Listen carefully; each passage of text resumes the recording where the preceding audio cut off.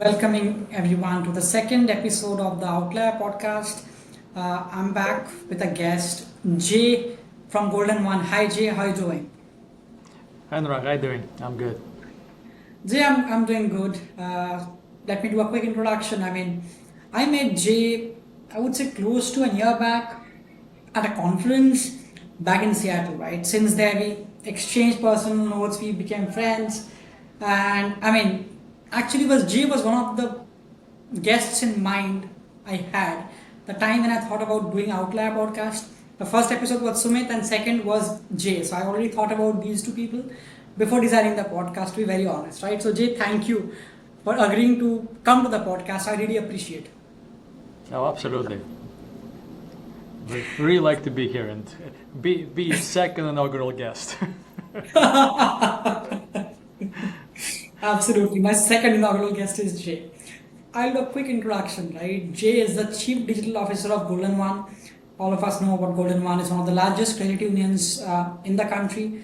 Has close to 2 decades of experience in digital transformation, with 15 plus with credit unions. Now, Jay is one of the very few execs I've met, who has innate interest in data-driven transformation, how to use data for transforming digitally across the consumer life cycle. So he's one of the very few industry leaders who talks about AI a lot, who understands AI. So that was another reason, Jay, I thought of inviting you to the podcast, because I also want to bring a flavor of AI, talking about how is AI transforming the entire ecosystem and not talk fluff, right? So that was another reason. So yeah, that's pretty much Jay about Jay. Feel free to add anything to the introduction if I've missed anything. No, I mean that's solid enough. Yeah, I'm a by nature very curious person. I studied psychology in college, and I wanted to be a neuroscientist. And data and AI are just natural, organic parts of transformation efforts. So I expect this will be a great conversation. Sounds good, Jay. Thank you. Let me start with the first question. Now, Jay, you have in my opinion, a huge overarching role of digital and innovation, both of them, for one of the top credit unions in the country. That's one. And second, you are very passionate about your background. You talk a lot about your Ukrainian community, very similar to like me talking about my roots, talking about Indian community a lot. I love that perspective of yours. So, balancing work, your community involvement, what keeps you going? What keeps me going? Well, again, my curiosity number one, but also my sense of duty. I grew up in sort of a military family. My grandfather was a colonel in the military, so he instilled a lot of those values in me. And now that my birthland is under attack, in fact, just yesterday, the city where I grew up was bombed, and scores of people were killed.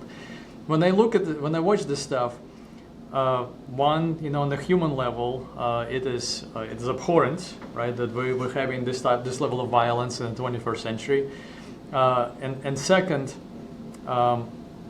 it's my duty as a citizen of not just of the United States, but also of democratic world in general, is to resist, right? To push this back. It just so happens that Ukraine is both a front line between authoritarianism and democracy, right? And this is a global confrontation that just so happened to start in Ukraine. Number one, and number two, I am a technologist, and I'm really excited by where we are and where we're going in terms of technology. And so Ukraine also happens to be the hotbed of technological innovation, right? This is probably the first conflict that we're going to have where AI is going to battle AI, right? We already have drone-on-drone combat in Ukraine. All these new things that are coming out will be tested there. And so on one side, I'm on the side of democracy, on the side of my people resisting a brutal, tyrannical enemy that is trying to destroy them, and it just so happens that it has this technological component, so it just fits my personality almost perfectly. As a as a Ukrainian, as an American, and as a technologist. So that energy keeps me going. Very well thought out, Jay, and all what we can expect, what we can think of is global peace. We don't need wars. We need peace. That's the basic ground line. I mean, that's what I've been taught in the country where I come. That's India, land of peace and land of tolerance. And I think that echoes so well with both our personality, that what we want at the end as global citizens. Both of us have come to this country with some intent, and we're working really hard, and what do we want. So that's really well put out, Jay, and plus marrying the side of being a technologist, how do you want the world to progress, right? Absolutely. So your journey, Jay, is personally very motivating for me. It's very inspiring for me because of multiple reasons. You came to this country, both of us came to the country, we started from literally ground zero. We didn't have anything, both of us, right? So coming to US, now becoming a C-suite leader of one of the largest credit unions. It's not a bed of roses, definitely. It has been a difficult journey for you, for sure. So what has been your journey so far, Jay? I've never asked you even personally. I mean, what has been your journey? If you can talk about your journey, it will motivate not only people from your fellow credit unions, but as a whole, right? Talking to a leader who has come to the country and risen up to a C-level within a set amount of time, who's actually a thought leader and doesn't, I would say, fear to express his or her emotion. That's very important. So I'm very inspired. If you can talk about your journey, it will be great value addition. Sure. Well, it sure has been an interesting one, right? So I came here as a 19-year-old, and coming from a very young country, Ukraine, at that time, medieval culture and people have existed for centuries, if not thousands of years. The country itself was very new, just broke off from the former colonial master, right, and it was trying to figure it out. And so I came very young. I knew that I was always interested in how people think, and I wanted to do neuroscience and psychology, as I mentioned. And so that didn't work out ultimately because, frankly, it's just too expensive. It takes too long. And technology, and along the way, I was introduced to technology, and I worked for Apple, and that sort of, I'm like, wow, I discovered something new. There's a whole new avenue of interactions, how people interact with machines, and how that is shaping the society, and that sort of introduced that pivot.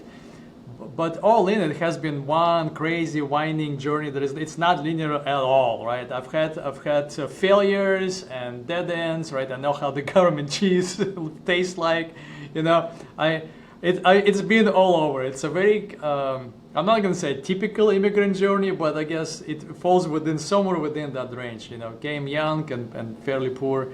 Have tasted failure and success. As Yoda said, failure is the greatest teacher, right? So I've learned a lot of lessons along the way, and finally I have arrived, here, being a CDO at a big credit union, and trying to figure out applying the lessons I have learned along the way to how to better serve our members. So.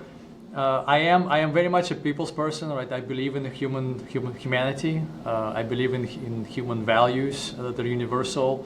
I believe in progress. I believe that together we can overcome anything. And so because of that, I always gravitated towards the underdogs, right? Apple versus IBM or Dell, and then credit unions versus banks, and so on and so forth. And it really it fits who I am.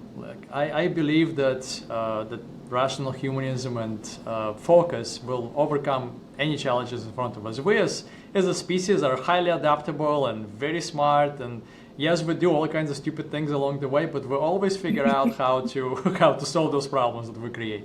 And so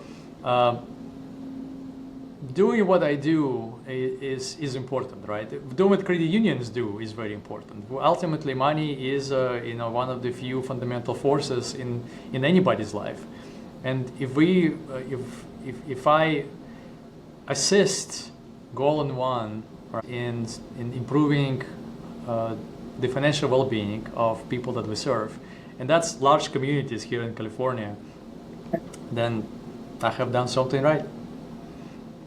I mean, one, very proud, right? Because you have a mission with a vision. It's not just, doing what you're doing on the way. And because you've faced so many ups and downs, it's been a roller coaster ride. Now you value, right? I mean, if I gravitate the discussion towards credit unions, now I value the need for credit unions, and you're working for a mission. It's not just a capitalist world, I would say. There's a reason because of which credit unions do exist, and you want to use your expertise, one, and second, your thought leadership and your vision towards making life of people who are members of a credit union, I would say, much more easy in a way, right? Because you're trying to enable them. So, Jay, that takes me to a next question about specifically about what you do at Golden One right now. I mean, I know what you're like very passionate about what you're doing at Golden One. You're in the forefront. I mean, we spoke about this multiple times that you defined the journey of digital transformation for Golden One. Now you're implementing it one by one, piece by piece. So that's been a very interesting journey for you, right? So let's talk about how are you enabling the Golden One to be member first, because that's what a credit union thinks of itself, one. And second, also, I talk about this every single time. It takes 3.5 minutes to go to Chime to open an account. So now, being digital is really, really important. Other discussion with Sumit about aligned was same, digital. So you are also leading the charter for digital for Golden One, right? How are you delivering the cutting edge digital experience for members, but keeping in mind that it's an organization that always thinks about members at the first, and it's not a not-profit. Yep. So digital is hard, right?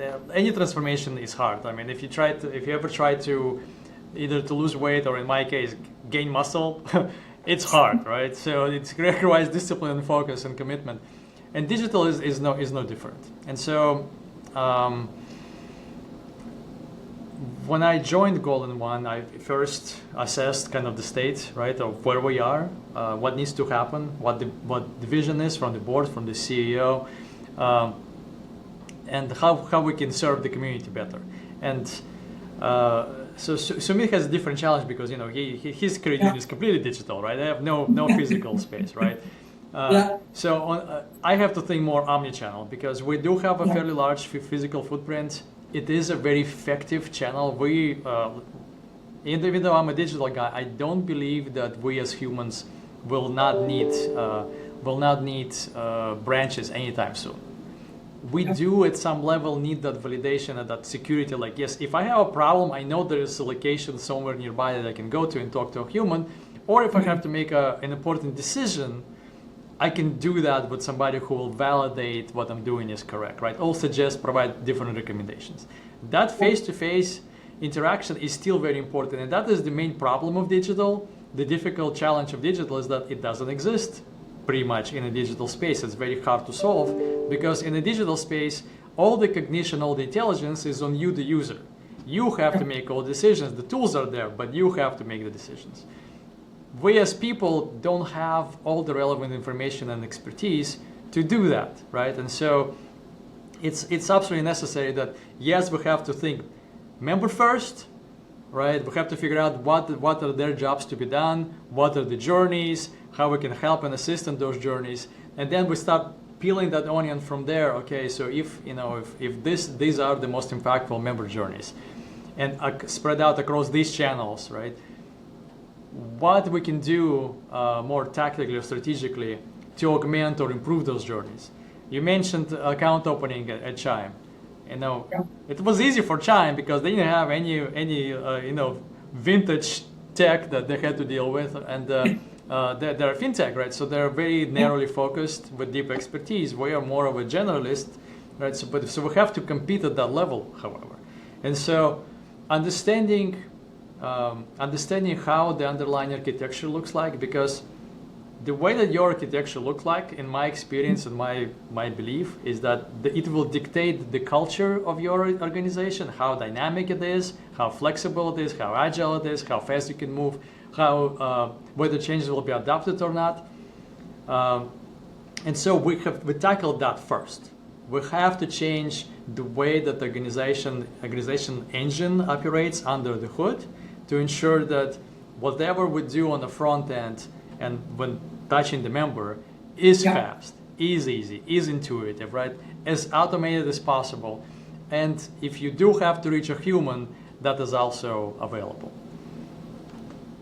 Absolutely. I think, you touched upon the dual omni-channel strategy. I think all credit unions, if not struggle to do that, it's not very easy.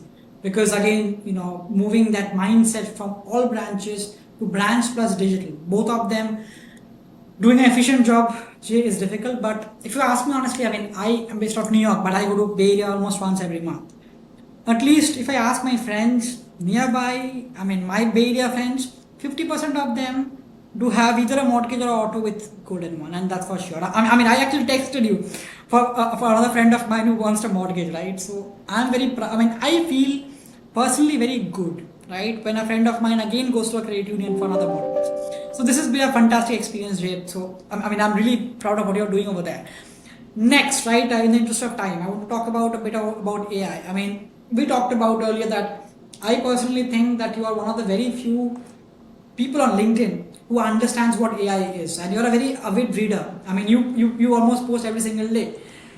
You being an avid reader and writer on AI, I'm curious about two things, right? One is how are you actually using data and analytics to improve one, decisioning, and second, experience at Golden One? Excellent question. So, AI is a very broad term, right? It covers a whole lot of things, and there's machine learning, there's classical machine learning, there's deep learning, there's all kinds of stuff. So we are using, AI is right now kind of everywhere. It's almost become synonymous with digital. Any sort of digital or data analysis platform has a flavor of AI embedded into it. So let's focus on the use cases that you mentioned. So in terms of decisioning, we are using Zest AI today to ultimately give us a greater ability to say yes to our members, right? As a credit union, we're all about taking our members' deposit and loaning them back out to the community at hopefully at the competitive rate, like lower than the banks, right? That is our value proposition in general, right? And so our ability to analyze factors outside of the traditional credit score model is very important. And so that's what we're doing with Zest. We're also building our own decisioning engine in-house that will give us even a greater opportunity to evaluate like even more factors using models that we're training right now, so we can yes more often. We understand our members at a much grander level than just your standard underwriting procedures. In terms of experiences, that's more complicated because there's just a lot of experiences to talk about, right? So we are at the foundational level of understanding behavioral data, like what our members are doing on our digital platforms. How do we then optimize those experiences? We're looking at a variety of things. Let's take conversational AI, right?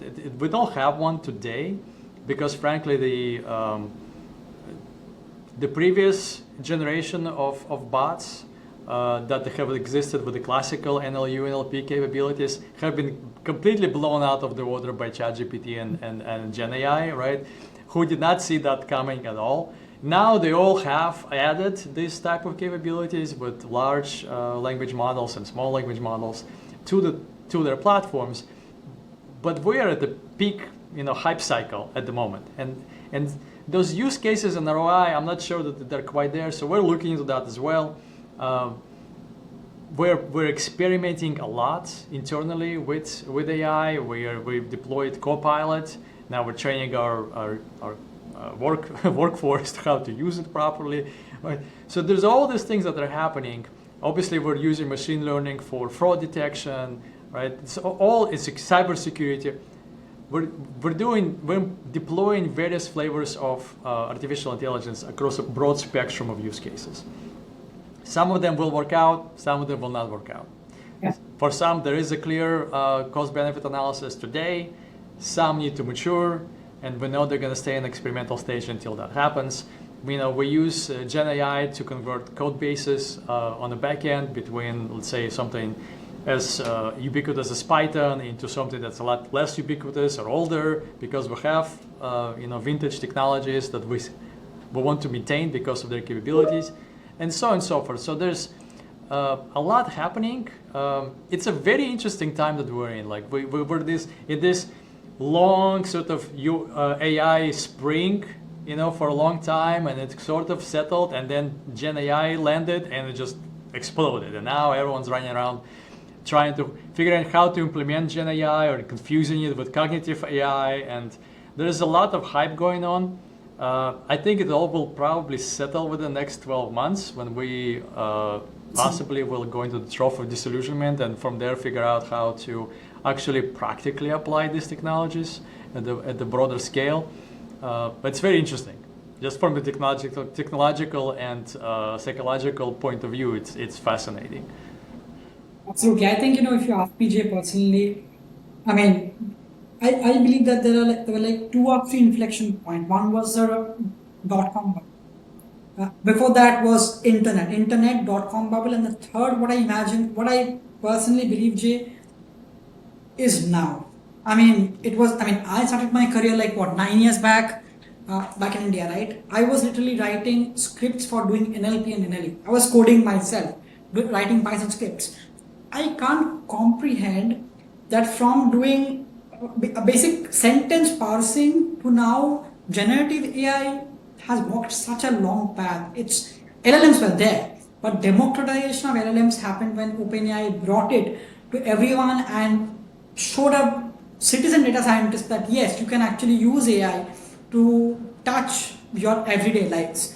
And I'm very happy to know that you're not just using Zest for underwriting, but you're also talking about fraud, using machine learning to identify, to preempt fraud, cybersecurity. Maybe you're using AI, and let's say analytics. AI is an overtly used word. You're using data science analytics for doing maybe hyper-personalized targeting. You're experimenting on multiple sides of the ecosystem throughout the consumer or the member life cycle. So that's a fantastic thing.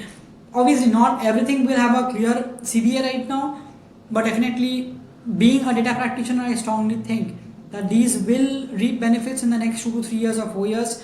And yes, it's a time for settling. So, again, if you compare, I'm not comparing it with blockchains, but again, a few years back, there was a hype cycle of blockchains that happened, but it died down sadly, right? But I strongly feel that this is not the hype cycle for blockchain. This is a hype cycle, but this will not settle down. It might become a plateau, but there will be much more use cases, coming out of it across the life cycle. So, Jay, this is a fantastically put thing that you talked about. I can use this clip and publish it all over LinkedIn. That how is Golden1 using AI? This is a good one, right? Yeah, you're absolutely right. Blockchain was basically a single use technology that was much hyped, but didn't really come out, to its full value realization.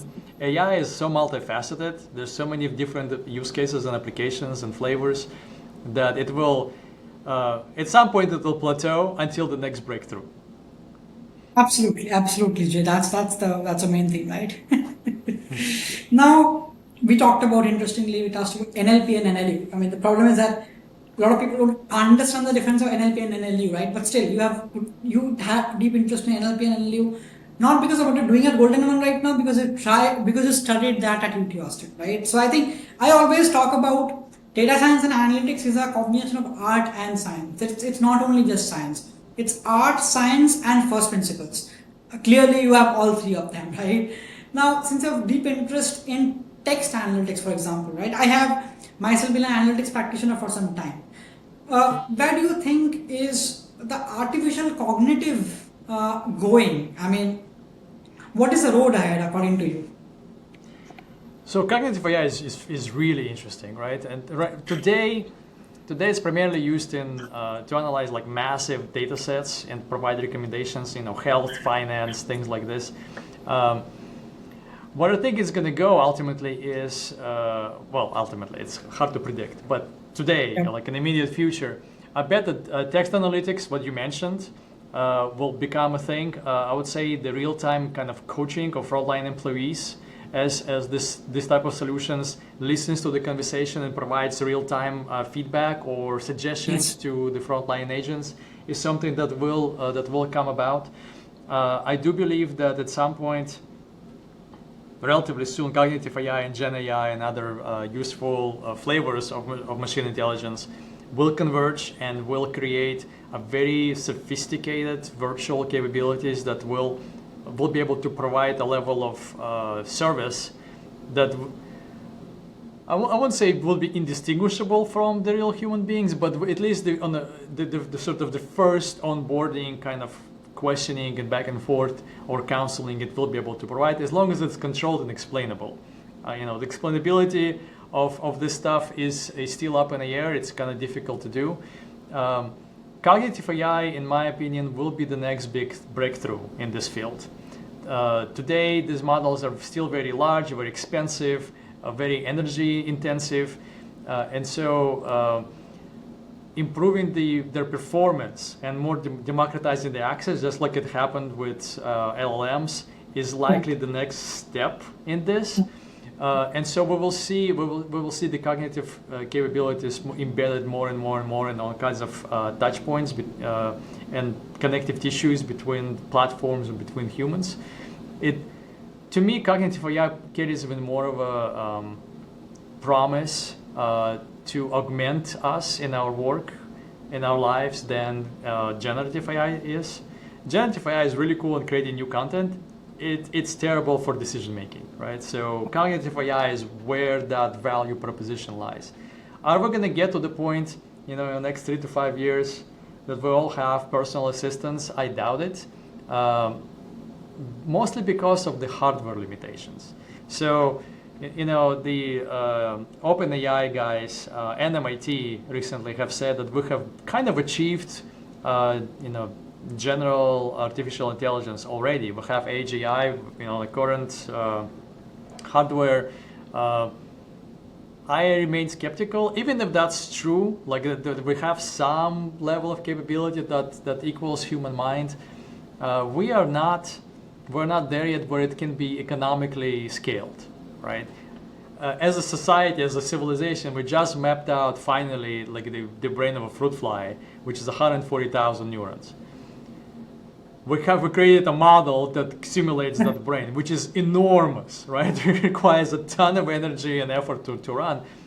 Human brain is like 86 or 89 billion neurons. So the level of like orders of magnitude between the fruit fly and what the human can do are dramatically different, right?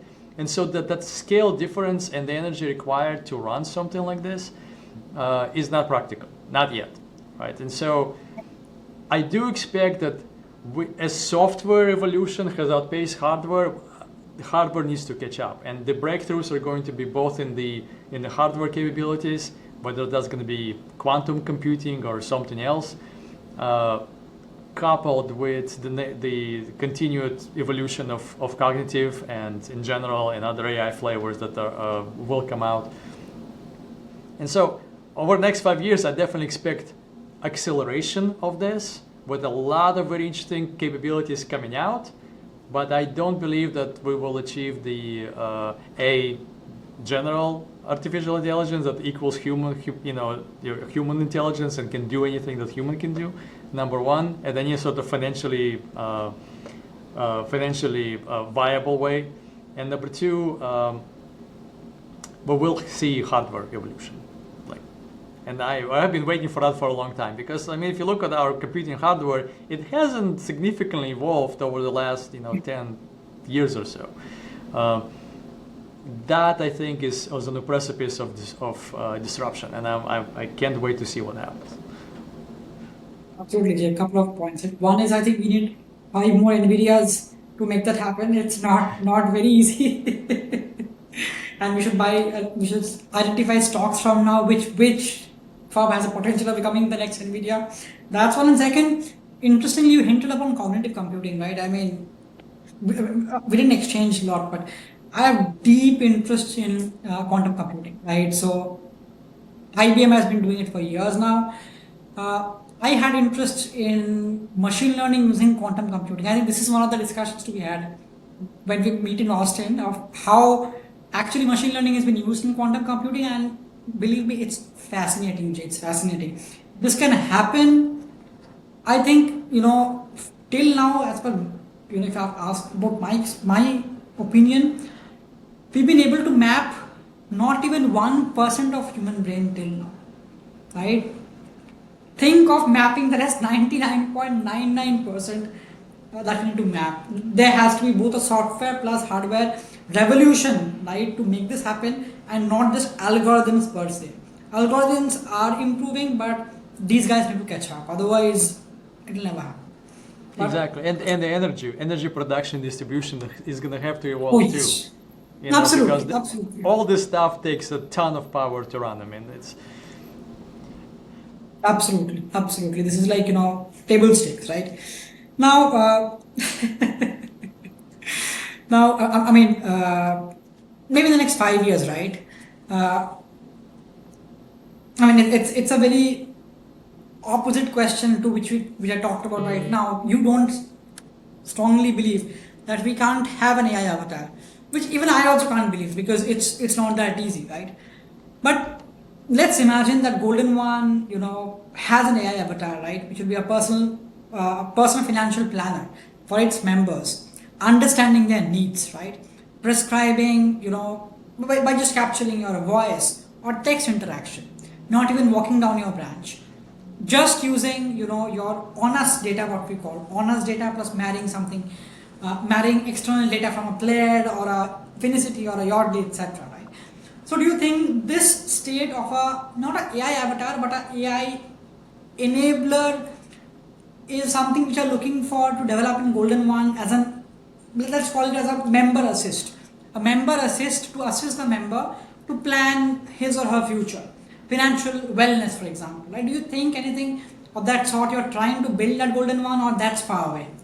So it's a concept we're debating, right? Because it's ultimately it is going to be very expensive, and we have to be judicious in how we use our ultimately our members' funds for something like this. It's hard to like. I know that we're not going to deploy it over the next 2 years. In 5 years, maybe. It all depends on where we are as a society, where we are in terms of costs of these things, capabilities of these things. And so if you and I are correct, and the new inflection point happens, and we make another leap, evolutionary leap in terms of capabilities on the software side, on the hardware side, on the energy side, right? So energy becomes cheaper, algorithms become far more capable, and the hardware is there to support it all, then absolutely. I think this is something that people will come to expect, frankly. This is why Alexa and Siri, and the way that they were originally implemented didn't take, right? Didn't achieve that level of adoption, simply because they were too limited, and the trust factor was not quite there, right? Do you really want to outsource everything you have, or you think about to Amazon, right, or to Apple or whoever? We, as the credit union, already have that level of trust with our membership. So we're already ahead. Now, does it make economic sense, financial sense to do this? So now we are toying with this. We're kind of experimenting here and there, with this, trying to figure this out. It's a difficult question to answer.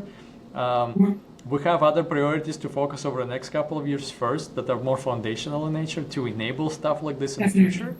But yeah, over the next 24 months, no. 5 years from now, possibly. I don't know. Maybe not, right? So now let's talk something more grounded, right? Now, you're one of the very few credit unions, Jay, in the country, which has a lot of presence both offline as well as online. And what do I mean by that? Both branches and digital. You're a true blue omni-channel credit union is what I call. Now, obviously, being an omni-channel plus being in the Bay Area, it has pros and cons. Very high competition in Bay Area, competition of rates, extreme expectation of people like us who stay in Bay Area, who go to Bay Area, my friends, right? With their financial institution, that you need a magic to happen to save money. So, despite of the very strong brand that you have as Golden One, right? So what are your challenge? Two questions. One is, what are your challenges for expansion, Jay, right now, and what are you doing about it? So obviously, like everybody in our industry, would like to grow, right? We definitely would like to grow and serve more members. But we are a state-chartered credit union, and so we only can operate within the confines of state of California. And so California is a very competitive market, as you mentioned. We have Silicon Valley just an hour away from here, with Chimes of the world and all kinds of others, neobanks and that are trying to eat our lunch. We have very strong presence from Bank of America, Wells Fargo, and other top tier banks, U.S. Bank, who are very good at this stuff too. And we have a number of very strong credit unions. So it is very competitive. It is a difficult game to play.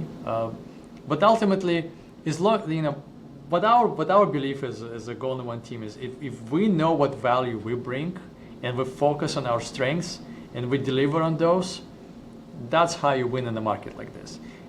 Yes, we could look outside of the state, but that would require changing our charter, which is not an easy thing to do. And there are significant trade-offs between that and staying within California and going outside. So at the moment, we are not really considering changing.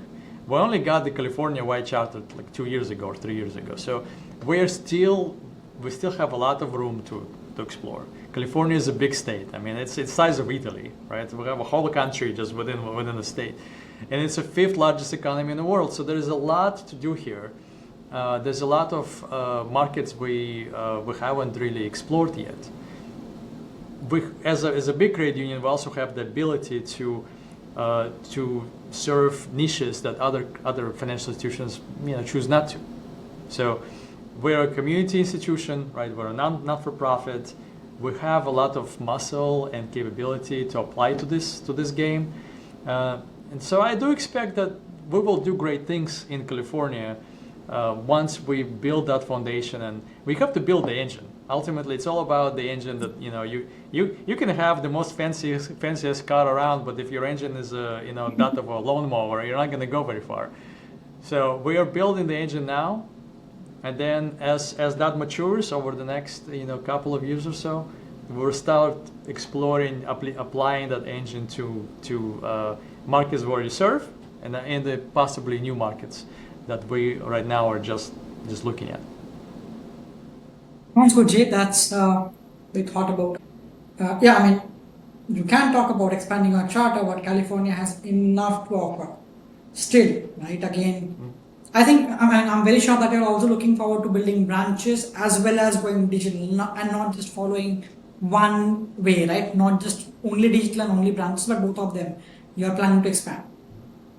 Yeah, I mean, the way we're doing is digital first, right? You have to first win the digital game, right? And then as in the particular market, the level of adoption and penetration gains enough on critical mass, then it makes sense for us to go and build branches there. We don't have the budgets of big banks that are blanketing the market with their branches. We may look at partnerships. Like, we're very flexible, right? And so we're trying to experiment, kind of touch the waters and see what's there and how we're going to do this. Some markets, it makes sense to go and build a branch first. It just depends on whatever market that is and what demands of the market are. So we are very, to your point of using data, we're trying to gain as much insight out of the information we have, or information we can bring from third parties from outside, analyze the what are the benefits, what are the costs, what are the trade-offs we have to make, and every market is different. There are markets that fit us very well. There are markets that don't fit us, at all. There are some that are very expensive. Bay Area is a very expensive market to compete in, and so we will find the right mix to go with any major market that we want to expand into. But again, we're going to stay within California at least for the foreseeable future. That's good. One last question. I know we're on top of the hour and you're a busy person. I don't want to keep you waiting for more than the scheduled time. One question, I know that you're obviously I personally respect you, right? That's the reason we are having the discussion. So I personally think that you're a very forward-thinking leader who understands the value of AI. You spoke about underwriting. A few days back, I mean, that's like now table stakes of using AI. Few days back, you got NCR voids. So if the nation wants to know, or the world wants to know, what is the next big thing in Golden One? Next big thing in Golden One. Let me see. Need to think about what I can share with you. We will deploy a new account opening platform across all channels, digital first, and then across all channels in this coming year. We will migrate to a new digital banking platform, which you mentioned, which is now called Condescent. And we are looking at other underlying, as I mentioned, architectural pieces. We're improving our middleware layer. We're enhancing our core capabilities. There's a lot happening. We are trying to move the organization in a pace that it can sustain. We are a big and powerful credit union, but we also have our limitations. We have stretched our capabilities already because we're trying to move at a very fast pace and do a lot. Learning our lessons as this is happening, earning our bumps along the way. But overall, it's definitely going to be positive. So the next year, our membership should see the fruits of our labors. But new platforms, new touch points, a lot more intuitive and easier ways to interact with us, and we will continue that journey in the years to come. Next year, I should become a member of Golden One. Next year, you let me know when the digital banking transformation happens and the account opening changes. It'll be easy. My life will be easier. I will let you know, and you will be one of the first people to do it. I hope. And apply for a mortgage. That's interesting. But Jay, this was fantastic, right? I mean, I personally appreciate the time spent with us, Jay. This was really great. So thank you again on behalf of the Outlier podcast. This was great. Thank you. Oh, great conversation. Thank you, and it was awesome to see you and have this talk with you. Absolutely. Thank you.